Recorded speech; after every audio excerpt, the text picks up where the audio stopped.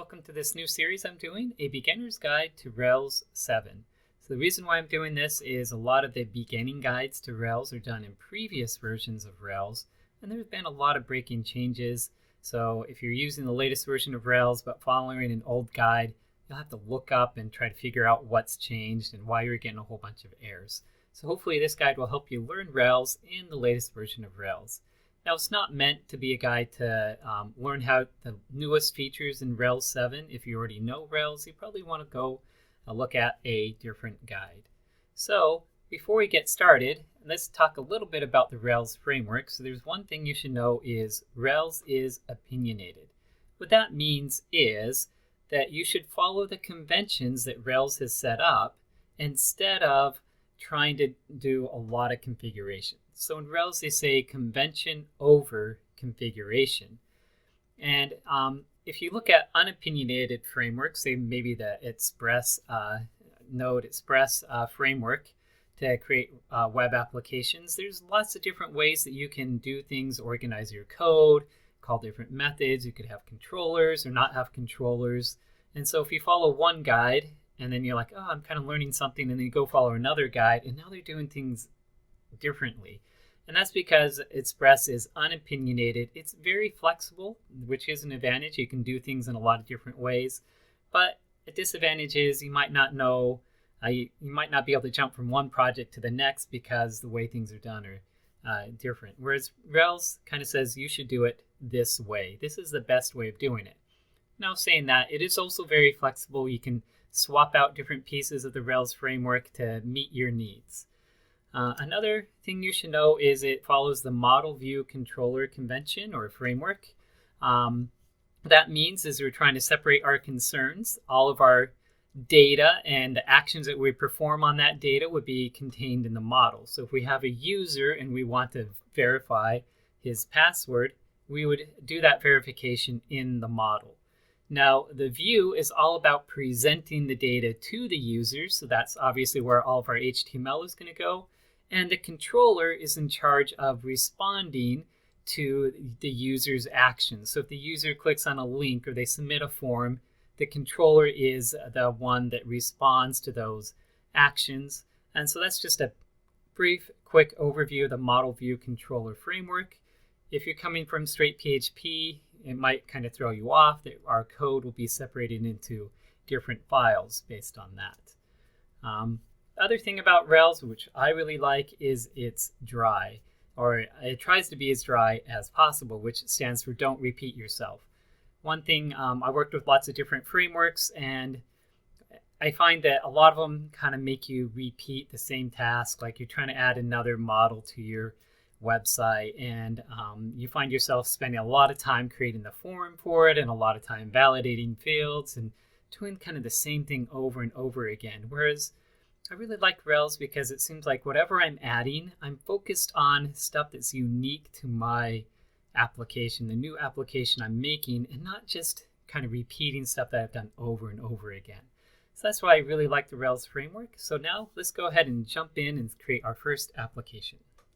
So before you can begin, you need to get the Ruby, Rails, Node, and Yarn installed on your development machine so you have the required software. I recommend just looking out for a guide based on what operating system you are. It's for Windows. If you're on a Mac, I do recommend finding a guide that uses Homebrew and probably a Ruby version manager like RVM or CHRuby or RBEMV as well. And of course, if you're on a Linux machine, you're probably pretty accustomed to installing software on that machine. And so once you get those installed, you'll be ready to jump in and create your first Rails application. You can test to see if you have Rails installed by typing Rails-V. It'll return the version that you have, and this is Rails version 7.0.3, which is the latest version of Rails as of this recording. To create a new Rails app, you can type Rails new and then give your application a name like to do. And this does have some options, so I'm just going to press enter here, and it will print out some different options that you can have. It'll describe what the Rails new command does, and some of these options you might want to pay attention to your database, what kind of database you want to use. I'm just going to stick with the default SQLite, which is really good for practicing and just developing applications for fun. But if you do want to deploy your applications, you probably want a better database like Postgres. It seems to be the most popular, or you can do a MySQL database as well. But this is you won't have to configure much. You won't have to install any database. So we're just going to stick with the SQLite database. The other option, you might want to read through all of these, but one other option will be our CSS processor. And you could just stick to the default, but I'm going to add in some Sass here because that'll just give my CSS a little more power if I want to use it. And you can look up and see what Sass is. I probably won't do a lot of CSS in this video anyway. But we'll go ahead and create our new Rails application. I'm going to call my application to-do because I'm going to create a to-do list, list of tasks that I need to complete. And I'm going to add the -c option and add Sass in that.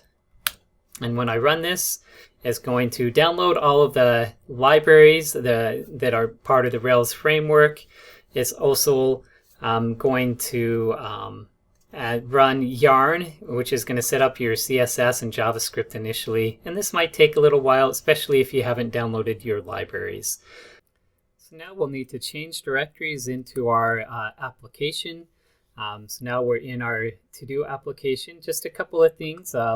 This has created a initial Git repository, so you do not want to run Git init here because it's already been done for you, and everything's been installed. And you can start up your server by typing bin Rails and server. Now these are Rails commands. You can type out the full name, but they also let you use abbreviations, so just bin Rails S if you don't want to type as much. And hopefully that will start your Rails server.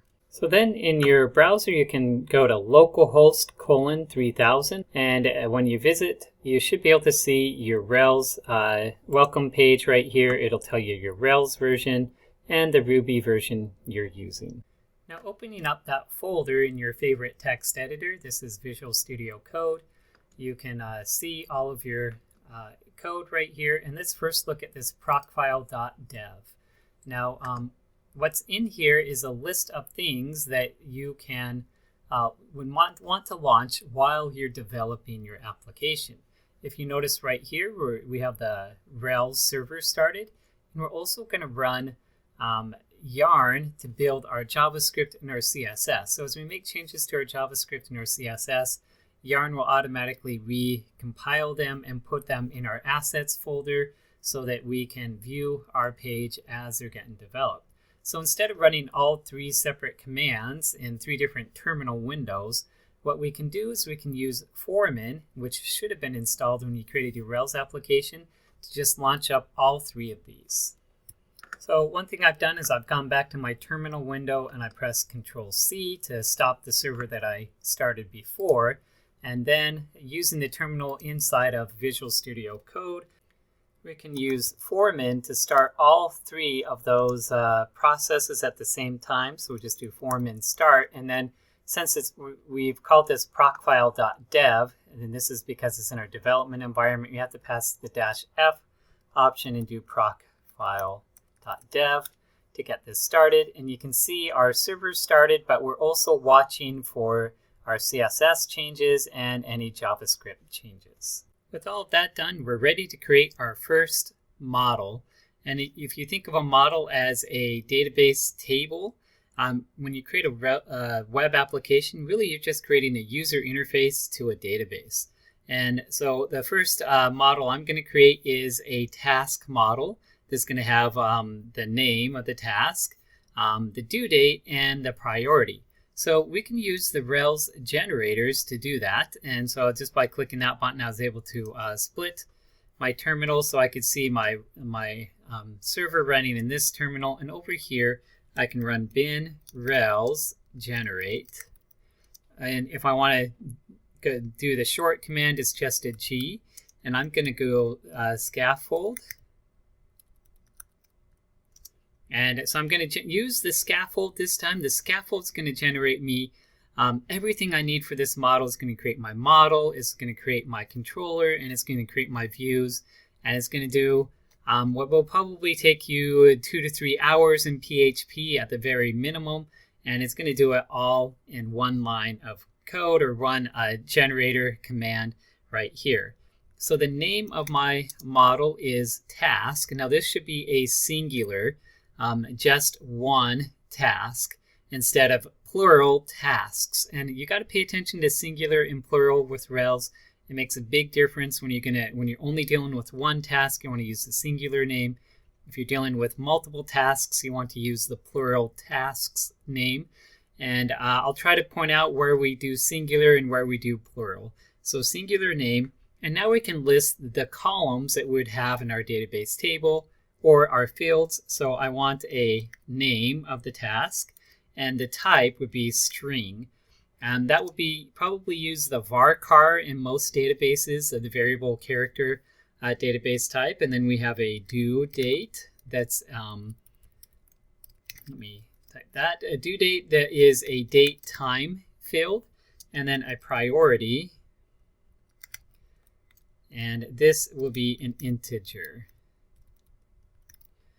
Okay. So make sure you spell everything correctly. This is going to generate a lot of code for us. If I misspell something, then I'm going to have to go to a lot of places to fix it. So you really kind of want to look at this and say, did I type everything correctly? And then go back here. And one thing is by default, our fields are going to be varchar. So we don't actually have to put string on it if it's going to be a string. We have a date, time, integer. Another popular one might be text. If you have like multiple lines of input, not just like 255 characters or something like that. So anyway, I could leave string on there, but I'm going to take it off to show you the shorter way of doing it. I'm going to run this, and this is going to generate a bunch of files for us. And so we'll go look at these files right now. The first file we're going to look at is this migration file.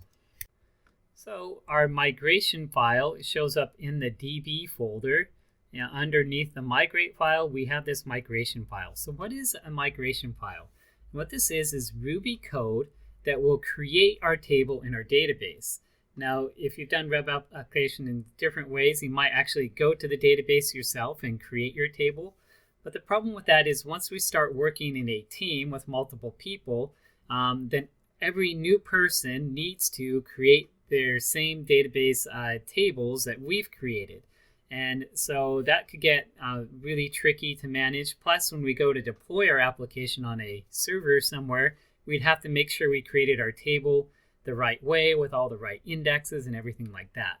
So instead of creating tables manually, it's better to create code that will create the table. So if a new member jumps on our team and they need their database, they just run the code and their database is created, just like everybody else on the team. So that's what a migration file is. You can have migration files that add new tables, that add new fields to a table, that modify fields, that add indexes. So there's a lot here that we can do with a migration file. So once we have the migration file created, we actually have to run the migration or run the code to create the table. And we do that with the bin rails db migrate. And what that will do is it will create our table. And you can see over here the schema. If you ever want to look at the schema that should exist, you can look at this schema. And it created a created at and updated at fields as well. So that's the timestamps that show up. If you don't want the created at and updated fields, you don't have to have it, but Rails will automatically update those and keep those up so it doesn't get in the array. But it's sometimes really helpful to be able to print out when a task was created. So now that our table is created, what if we made a mistake? What if I misspelled something? Well, we can roll back our migrations by doing Rails DB rollback.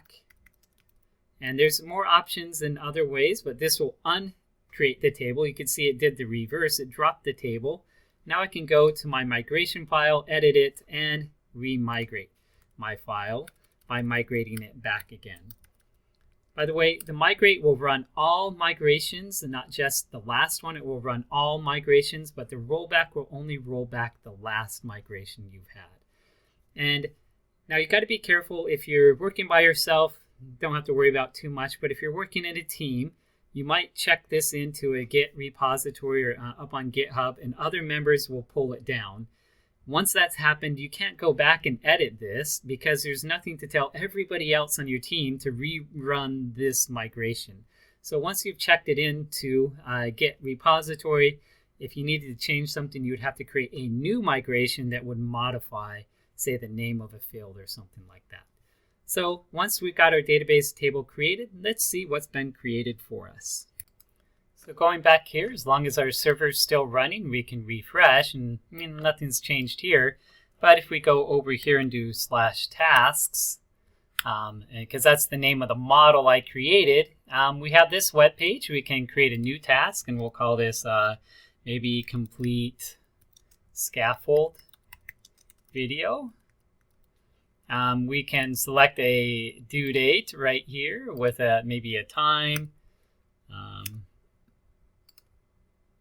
And also we can have a priority, so maybe a priority of 4, and we can click create task, and the task was successfully created, and we have a list of all of our tasks. We can create a new task, say finish tasks model. We can again select the time here, and maybe this is a higher priority, and we can say PM and create that task, and the task was successfully created. So we could go back to tasks and we could see all of our tasks. We can see an individual task, we can edit this task, we can destroy the task, and all of that's been created. So if we were to do that all manually, kind of the PHP way, that could be like a couple of days worth of work, or at least a few hours worth of work, and that's all been done for us. And this is part of the dry of Ruby on Rails. Why repeat ourselves and doing the same thing? Notice I was just focusing on my problem, which is creating tasks, and I didn't have to worry about creating forms, writing SQL statements, or doing anything else. So to get a good understanding of how all of this happens, let's go look at the code that the Scaffold created for us. Now, most of the code was created in this app folder. Besides that migration, it was created in here. By the way, it also created some tests for us, or at least some areas where we can add testing, which we'll talk about later on in this series. But most of the code will be inside of your app folder. In fact, you could see that you got a models folder, a views folder, and a controllers folder. There is one file here in the config folder that we need to talk about to understand how everything happens, and that is this routes file. So the routes job is to connect the URL that we're visiting to a controller action. So you can see that the URL that we're visiting is /tasks. And this one line of code right here, it kind of connects up our that path to our tasks controller. So when the request comes in, this routes file is in charge of deciding which controller we should use and what action inside of that controller we should call. And we're going to call the index action inside of this task controller, which happens to be this method right here. So this method gets called, the request comes in, the routes file takes the request to this index method, it calls this index method, and now we're going to do a task.all. Now the task happens to be the model that was created, which is in the model folder, and here is the task that was created. Now we can look at this task class, and as you can see, there's not anything in here, but this is the class task. Most of the code is inherited from this application record class, and that application record inherits all of its code from active record base, which is the main library that deals with models inside of Ruby on Rails. So all of the SQL statements and everything is hidden up in this class right here, and the task class inherits from it. So back in our controller, when we call the .all method, it generates a SQL statement right here, and this is a SQL statement we could see in our logs. It generates that SQL statement. It pulls all of the tasks out of the database. It creates, instantiates objects for them, and it puts them in an array. So we get this array and we assign this to the variable tasks. Now the @ sign in front of here, this is a Ruby thing. Whenever you have an @ sign, that becomes an instance variable. If you don't know what an instance variable is, this is object-oriented programming. You define a class, and then you call the constructor to get an object of that class. Or that object is often called an instance, or one type of that class. So if we have a person class, we create a person, and that person becomes an object, and the instance variable right here belongs to the object. So Ruby is dynamic, so we can just automatically add new instance variables in it, and we're going to add in this tasks to this object that belongs to this task controller class. So now that we have it in there, using the convention, the Rails convention, well, we need to present a view of all of this to the user. The user wants to see all of our tasks. We pull them out of the database, and by convention, we go to the views folder. Inside of this tasks folder, you see that we have index, which is the same name as our method. So this is the convention. If we want to select a view, just name it the same name as our method. So the method is called index. So here is our view right here. And we can see here is all of the HTML that does the tasks for each tasks. Notice we're using that instance variable for each one. We're going to render the task, and then we're going to have a link to see that task under there. Now the render method right here means that we're going to take this partial right here, and we're going to use the task, and we're going to put all of the task's information, its name, due date, and priority. So that all gets rendered. We generate this HTML page, and the HTML page gets sent back. But if we look at this index action, there's no HTML tag, no doc type, no title, no head, no closing tags right here.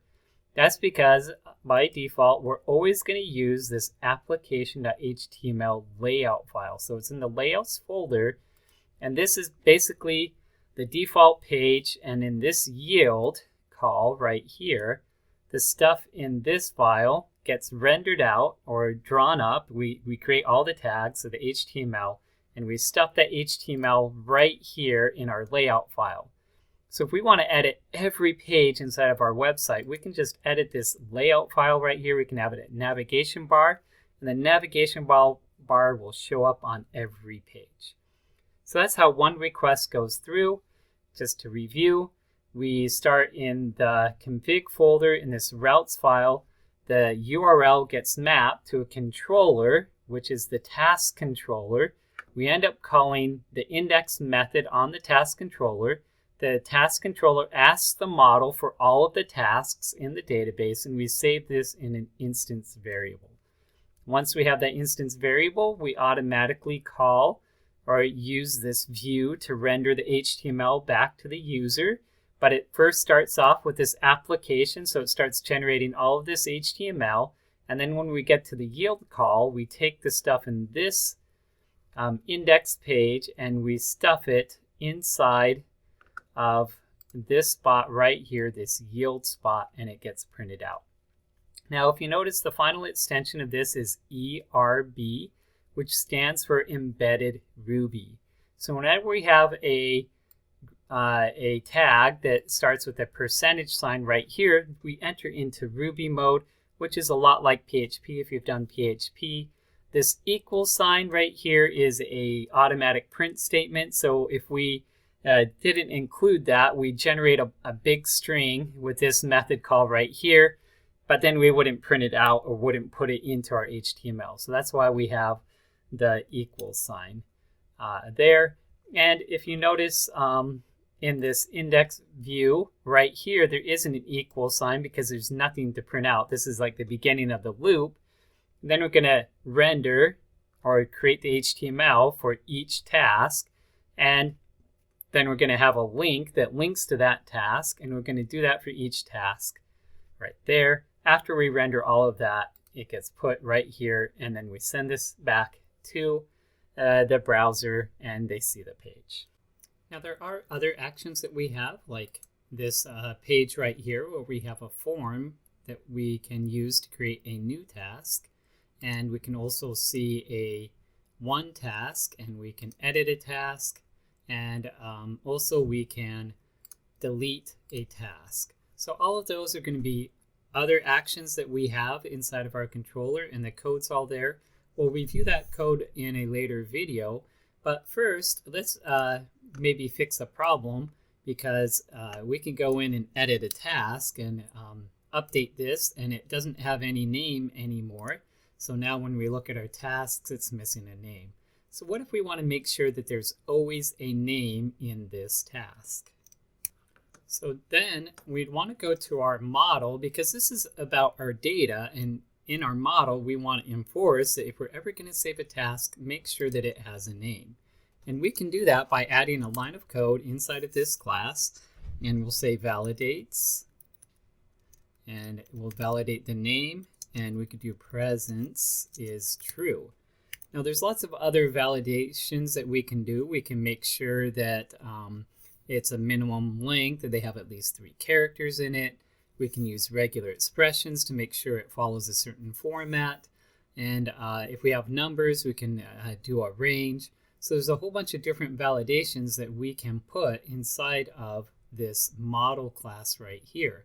But by putting this one line of code in right here, we're telling our model that it cannot get saved unless they give it a name.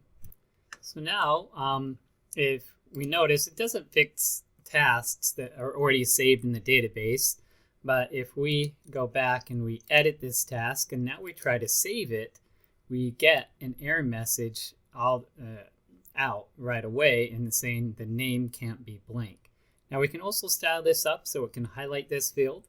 But if we do fill in this and we complete the scaffold video, and we'll update the task, and now it works. So is that easy? And because Rails uses all these conventions, and we've used the scaffolding, by adding that one line of code, we get all of that functionality. And so that's the power of frameworks in general, is that they can do a lot of stuff for you. If you're to do that in like PHP or something, we'd have to code in. If they didn't include it, we'd have to highlight the field. And this way, we only have to have one line of code to make sure that they have names. We can also validate maybe the due date, make sure it's in the future, not in the past. We can make sure that they don't have negative priorities, but we'll just do that for validations in this video. Now next, what if we want to customize the look of our page? So first, we'll add a navigation bar into our website. And since I want the navigation bar on every page, the page where we're viewing one task, or the page where we're viewing all tasks, and even creating a new task, since we want it on that page, we need to edit our layout file. So here in our app views layouts folder, we have this layout file here, and we can just add a navigation bar into this. I'll just put in a couple of dummy links here. And so now we have a navigation bar. And since we put this on our application layout file, it's going to show up in all of our views. So when I refresh, now we have our navigation bar, and it's on all of our pages. And so if we want to add a footer or anything else, we can go edit that application layouts file. Now let's go ahead and edit our partial that displays a task on our web page. This partial is used both in our index action that shows all of our tasks, and we can see right here when we call render task, some magic happens where we look at this variable right here, we see it's a task, and the convention tells us that inside of the tasks folder, look for a task partial to use to draw that up. And we do the same thing in our show action, where we render out a single task on this page.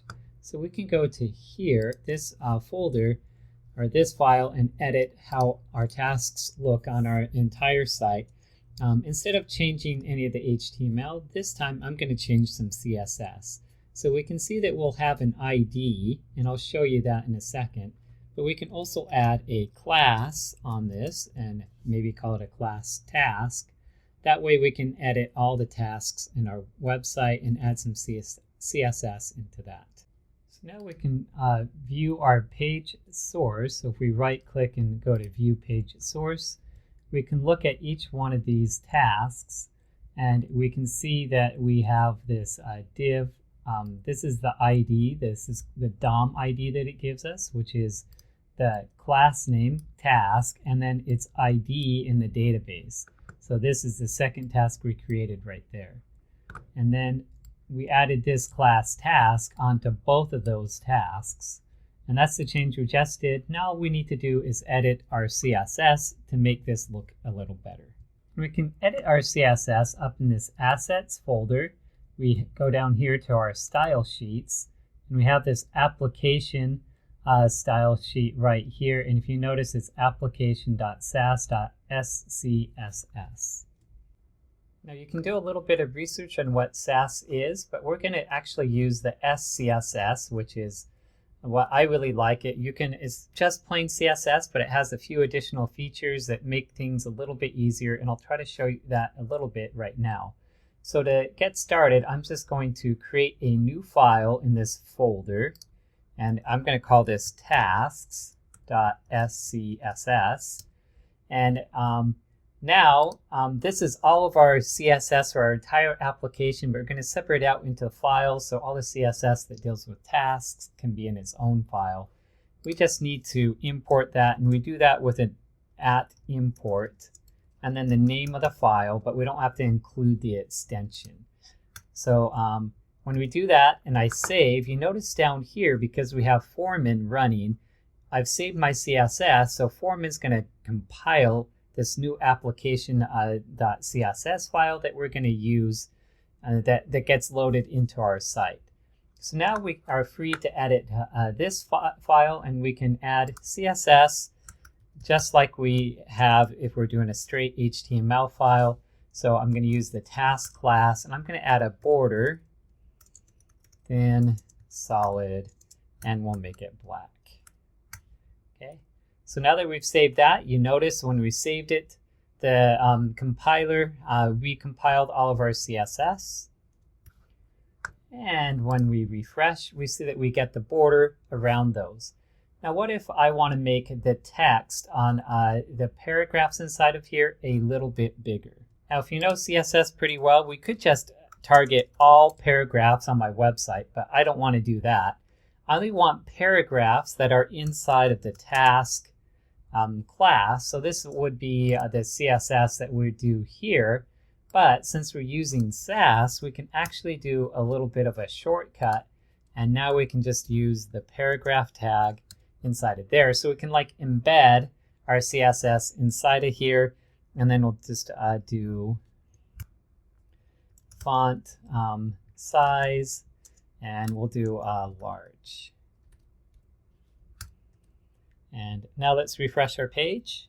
And just pointing out, we did recompile our CSS when I saved the file. And refreshing, you see that our text got a little bit bigger. So that's the advantage of using SCSS, is we can embed that. There's actually lots more that we can do, but that's the main feature that I really like about it. Now, one thing we still might want to do is fix our landing page or our home page right here. It's still the Ruby on Rails. It would be nice to switch this out with either a welcoming page or even the list of tasks. Now, one thing we still might want to do is fix our landing page or our home page right here. It's still the Ruby on Rails. It would be nice to switch this out with either a welcoming page or even the list of tasks. So hopefully you know where we need to start is with this routes file that's inside of the config folder. We go to this routes file right here, and right now this is mapping all of our tasks, but is we can generate a controller that's basically our main controller, or I like to call it the sites controller, where it has our home page, maybe our privacy policy, our about page, all of the static pages. And when I say static, that means when somebody visits the page, they're all the same. It doesn't have any custom coding. So to create that, we use our generator, so bin rels g, just like we did with the scaffold. So for this time, we're going to create a controller, and I'm going to call it the sites controller. And we'll include one action. That just means it will create our the method and the view for us, but we can also create those manually. But anyway, when we do that, we get this route added to our routes file automatically, but we don't want that because we want that to be our root route. So now the root route will go to the sites controller index action, and up here we now have this in our controllers folder, we now have this sites controller with an index action. Now, the only thing we want to do in this method is choose the right view, which happens automatically with the view being named the same name as our method. And so going back here and refreshing, we can see we have this page, and we can go ahead and edit our view to make our home page. So once again, in our app folder under views, inside of the sites folder, we have this index.html page, and we can go ahead and edit this. And refreshing, now we have that text here. And let's go ahead and change our link so that we have a way to get to our tasks. So if you remember, that's going to be in the layouts folder inside of this views folder. We want to edit the application.html. And instead of having it say link 1, we'll have it go to our tasks. And in fact, we can use a Rails helper, and that's link 2. And we want to say tasks. And so this is the text that shows up. And then our path, we could just give it a string to say /tasks like it was before, or we can use a little helper to create that URL for us, and that's called the tasks path. So it's the name of our controller underscore path, and that will go to the index action and list out all of our tasks. And refreshing, now we have that link, and when we click on the link, we get our list of tasks. We can create new tasks, view individual tasks, edit, and delete tasks. And so that's what we'll end in this video. In the next video, we're going to create this same website, but we're going to do it all from scratch without using the scaffold. And that'll just help us learn how everything works.